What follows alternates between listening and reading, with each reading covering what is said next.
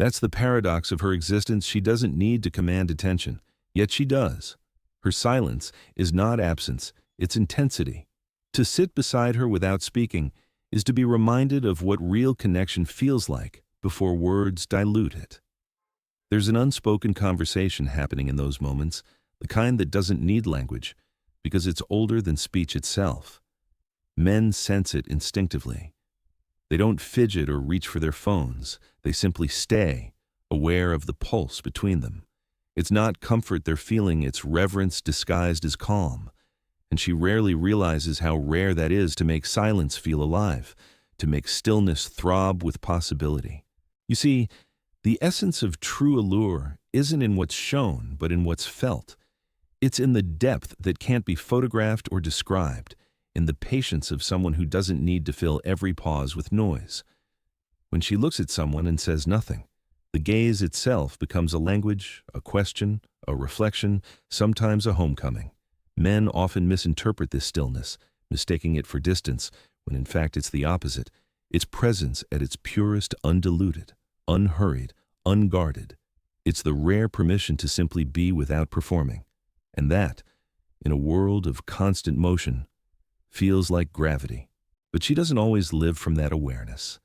There are days when doubt clouds her, days when she measures herself by comparisons, when she believes she must be more visible, more perfect, more something. She doesn't realize that the quiet magnetism she already carries is everything the world is secretly hungry for. In her mind, she's ordinary. To others, she's a universe disguised as a woman. She doesn't notice how rooms shift to accommodate her energy, how people soften their tone around her, how the air feels different when she walks in. She has never been just one thing. She's paradox upon paradox, soft yet powerful, silent yet resonant, unseen yet unforgettable. And yet, the moment she begins to see it not from ego, but from awareness, something transforms. Her energy stabilizes, sharpens, expands. Her gaze changes, her spine straightens, her movements grow slower, more deliberate. It's not vanity, it's remembrance. It's the soul recognizing itself again after years of forgetting. When that happens, the world seems to mirror her differently. Opportunities align, people listen more closely, chaos feels quieter. She realizes that her power was never about beauty standards, nor approval, nor desire. It was about coherence, the rare alignment between how she feels and how she exists. Every time she doubts herself, the universe whispers reminders. The unexpected kindness from a stranger, the smile from across a crowded space, the message that says, "I don't know why, but you inspire me." These aren't coincidences, they're confirmations. The world keeps reflecting back her own forgotten radiance. It keeps saying, "You are seen, you are felt, you are enough." What she doesn't realize yet is that this journey from self-doubt to self-recognition is the quiet revolution of her life. Every time she chooses not to shrink, every time she refuses to apologize for her existence, every time she believes she belongs, she shifts the collective rhythm of the world around her.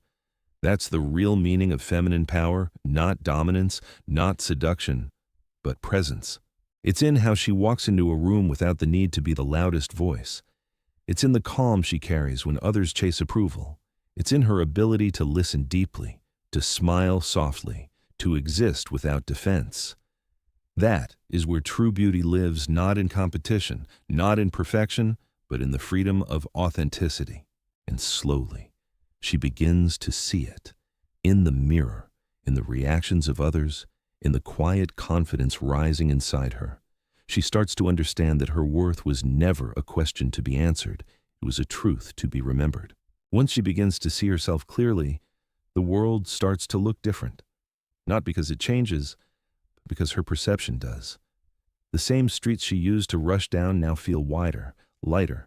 The same people who once intimidated her now seem smaller, not out of arrogance, but out of clarity. She starts to realize that for years she's been moving through life like a guest in her own body, waiting for permission to belong, and now, slowly, she claims it back: her posture, her space, her silence, her light. It's not a loud transformation, it's subtle, almost sacred, like the moment before dawn when the darkness hasn't yet realized it's fading. There's power in that quiet awakening. It's not the kind of power that conquers, it's the kind that frees. She no longer feels the urge to prove her worth, to compete, to explain. The hunger for external validation begins to dissolve, replaced by something steadier self-recognition. That's when her allure deepens beyond anything physical. People sense it before she does the shift in her gaze, the stillness in her step, the calmness in her voice. She no longer moves from fear or longing. She moves from knowing. And that kind of woman, grounded, awake, unapologetically whole, becomes magnetic in ways that can't be faked. Men notice it instantly, not just her beauty, but her completeness. She's no longer waiting to be chosen, and that independence is intoxicating. Some are drawn to it, others are intimidated by it, but none remain unaffected. Her energy doesn't chase, it attracts. It doesn't demand, it invites. She has become the mirror that shows others the truth of who they are. Around her, people either rise or retreat, because her authenticity leaves no space for half-presence. But with that awareness comes a new kind of solitude. Not loneliness, but sacred solitude, the kind that allows her to feel her own rhythm without distortion. She begins to understand that being extraordinary was never about being admired. It was about being aligned. Her essence was never meant to be diluted to make others comfortable. She was meant to be felt completely, unapologetically, and without explanation. And now she knows the nervousness she once saw in men wasn't confusion, it was reverence. The criticism she received from other women wasn't truth, it was projection. The second glances, the unexpected smiles, the awkward silences, they weren't coincidences. They were signs. They were proof of a frequency too high for words to translate. She was always the one who changed the temperature of a room, who shifted energy without trying, who made people remember something ancient and unspoken. As she accepts this, something remarkable happens. Her confidence stops being armor and becomes atmosphere.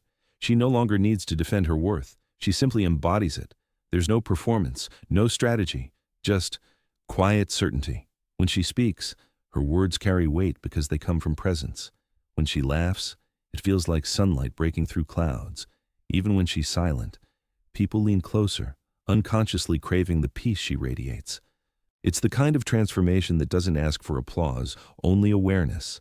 And when she finally understands it, gratitude replaces self-doubt. Gratitude for her softness, for her resilience, for all the years she didn't see her own reflection clearly.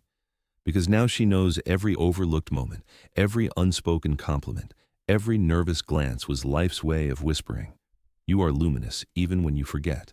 And this knowing changes everything. She stops chasing what she already carries. She no longer waits for the world to validate her worth. She validates it through her being. She becomes both the fire and the calm, both the question and the answer. She becomes what she was always meant to be, not just a woman who turns heads, but a woman who awakens hearts. There comes a day when she finally stands before her reflection and doesn't rush to critique what she sees. The familiar loop of doubts, the quiet rehearsals of not enough, fall silent. For the first time, she truly looks and recognizes something ancient gazing back. Not beauty in the fragile sense of symmetry or youth, but something deeper, something alive. She sees a woman who has endured, who has felt deeply and kept her softness intact. She sees light in her eyes not because they're flawless, but because they've wept and healed and dared to stay open. In that moment, something inside her exhales as if her soul, long waiting for acknowledgement, whispers, "Finally, you see me." It doesn't mean she never doubts again. It just means the doubt no longer defines her.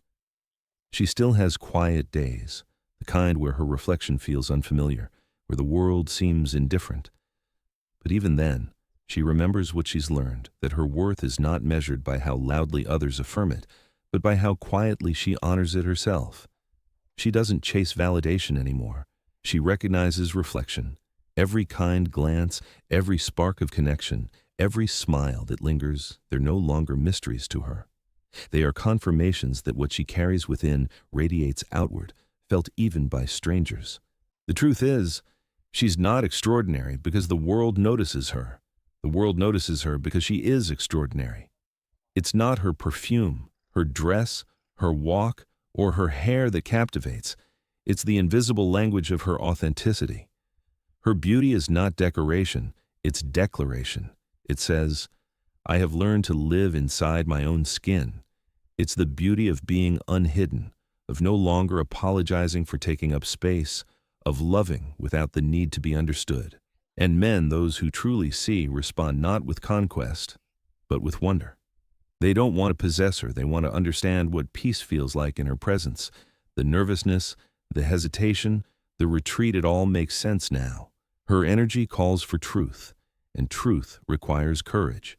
The ones who cannot meet it fall away quietly, not out of rejection, but out of recognition that some lights cannot be dimmed to suit smaller rooms. The irony is that she spent so long trying to earn what she already embodied. Every attempt to fit in, to be less intimidating, to shrink her presence, it was all born from forgetting that she was never meant to blend in. She was meant to reveal, to remind others, especially women, that grace and strength are not opposites, that beauty is not the absence of flaw, but the presence of soul, that silence can be magnetic, and gentleness can be revolutionary. So she moves differently now, not with arrogance, but with awareness. When she enters a room, she no longer wonders if she belongs, she knows she brings belonging. When she loves, she does so fully, not from fear of losing, but from the joy of giving. And when she walks away, she does so without bitterness, knowing that her absence will speak the language her presence once whispered. The world will continue to orbit around illusion's perfection, control, approval, but she will walk a quieter path, luminous in her imperfection, anchored in her truth, and those who encounter her will feel it. They may not understand it, but they will remember it. Because she is not just seen, she is felt. Her laughter will echo in empty rooms. Her voice will linger in memory. Her silence will hum beneath the noise of ordinary days. That is what it means to be captivating without trying to move through life, leaving invisible fingerprints on souls. And if she could speak to the version of herself who once doubted, she would say this: you never needed to become someone else to be loved. You only needed to remember who you already were. So to every woman who has forgotten, who has measured herself against impossible standards, who has felt unseen, who has mistaken invisibility for inadequacy, remember this: you are not invisible because the world doesn't see you. You are invisible because your light is too vast for shallow eyes. Your essence is not meant to be understood by everyone. It is meant to be felt by the few who are ready. You do not have to perform to be worthy. You do not have to chase to be desired. You do not have to prove to be enough. You already are in the stillness, in the mess, in the quiet truth of your being. And when you finally accept that, the world will not only notice, it will respond. If this reflection has stirred something in you, if it reminded you of your own forgotten radiance, take a moment before you leave. Breathe. Then share this message with someone who needs it too. Like, subscribe, and join me again for stories that speak to the soul, stories that remind us that beauty isn't performed, it's remembered, and power isn't taken, it's reclaimed. There are women who walk through the world unaware of the quiet storms they stir. They pass through rooms like a melody. Others can't quite name something in their presence shifting the air, making people straighten their backs or glance twice without knowing why. These women do not try. They do not need to. Their power does not live in painted lips or sculpted silhouettes, but in something less tangible: the way they move, the way they notice, the way they simply are. It's a kind of beauty that can't be learned or performed. It's the unspoken gravity of authenticity, a presence that hums softly yet shakes everything around it. And most of them, heartbreakingly, have no idea. It's strange, isn't it? How often the most magnetic souls are the ones who doubt themselves most. They stare into mirrors, tracing flaws that no one else sees, while others are quietly undone just by the way they tuck their hair behind their ear or smile at nothing. They think they need to fit a mold, that beauty is something earned, sculpted, bought, performed. Yet the truth lies in the opposite direction. True allure isn't loud. It's whispered in gestures, in the tilt of the head, in the way the heart stays open even when the world feels cold. There's a certain kind of woman who doesn't realize that her laughter rearranges atmospheres, that her silence makes others nervous, that her absence feels heavier than her presence ever did. Men sense it long before she does.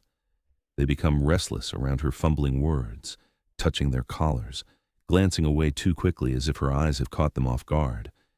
She wonders if she said something wrong, if she made them uncomfortable. But what she doesn't know is that her very existence unsettles them, not through arrogance, but through awe.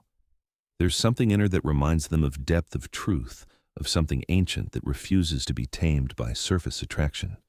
Even seasoned men, those who have lived long enough to know the patterns of desire, find themselves lost in her orbit. They call it confusion, intimidation, distraction, but beneath it all, it's reverence, the kind that doesn't announce itself, the kind that lingers long after she's gone. She notices the glances, sometimes the double takes, the quiet smiles from strangers on sidewalks or across cafes. She doesn't know what they mean. She adjusts her clothes, wonders if something's out of place, unaware that she is what's in place perfectly. Profoundly so. That second look, the one that follows her after she's already passed, is not curiosity. It's recognition.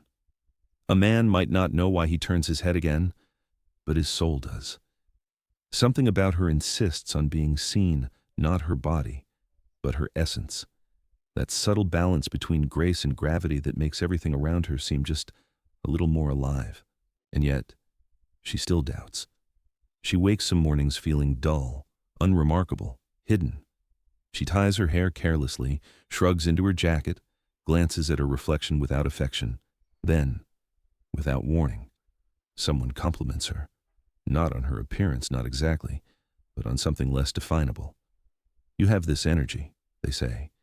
"You make things feel lighter." And she laughs, embarrassed, dismissive, because she can't see it. She doesn't see the way her light falls differently on people, how her voice settles gently into the cracks of conversation, how her presence quietly steadies the spaces she enters. She doesn't realize that even on her worst days, her authenticity radiates more power than perfection ever could. It's a paradox that defines her. She underestimates herself. And in doing so, she becomes even more captivating. There's no performance in her, no desperate attempt to please or to prove. And that naturalness, that honest imperfection, is what draws people in like a secret they're desperate to understand. The less she tries, the more she glows. The quieter she is, the more the world leans in. She doesn't craft beauty, she simply embodies it, unaware that her very being disrupts the ordinary rhythm of things. And when she begins to notice it, the nervousness, the glances, the unspoken attention, her instinct might be to shrink, to dim herself to make others comfortable. But she mustn't, because her presence isn't a threat, it's an invitation. An invitation to remember what's real, to feel deeply, to see differently. Her light was never meant to be softened for someone else's ease. It was meant to be seen to illuminate. You can tell who she is by how others orbit her without reason. The coworker who asks unnecessary questions just to linger near, the friend who laughs too quickly, the stranger who smiles without realizing it. These are not accidents. These are small gravitational pulls, quiet acknowledgments of something rare. They may never say it aloud, but they feel it, that inexplicable magnetism that doesn't shout or demand but simply exists. And perhaps the most telling sign of all is how others react to her when they don't understand their own discomfort. Some women, instead of admiration, offer criticism, subtle or sharp, as if to reclaim their balance in her presence. She hasn't done anything wrong. She doesn't even notice the shift. But her authenticity can unearth insecurities in those who haven't made peace with their own reflection. The way she carries herself without apology becomes a mirror, one that others aren't always ready to face. But here's the truth she needs to remember. The judgment of others is not a measure of her worth, but a reflection of their unease. The discomfort she awakens in them is simply proof that her energy is real and powerful. She need not fight it or explain it. She only needs to understand it and then live fully within it.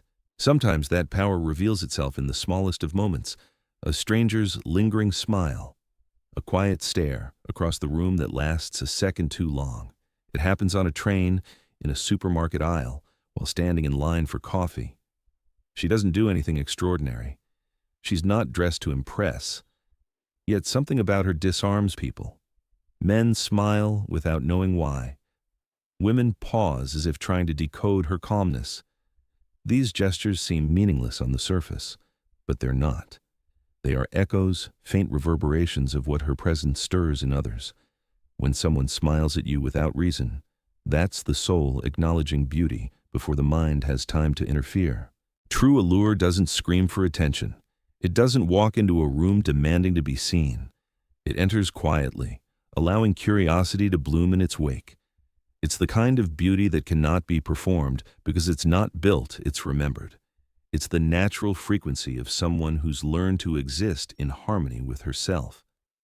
When a woman reaches that place where she doesn't chase validation, where she isn't performing for approval, her energy becomes luminous in ways she can't perceive. The world feels her before she even speaks. There's something magnetic about that kind of authenticity. It creates a paradox in the people who encounter it, especially men. They can't always explain what they feel, so they act strangely around her. They joke too loudly, or they fall uncharacteristically silent. Some grow nervous, some become protective, others distant. They are not all trying to seduce her.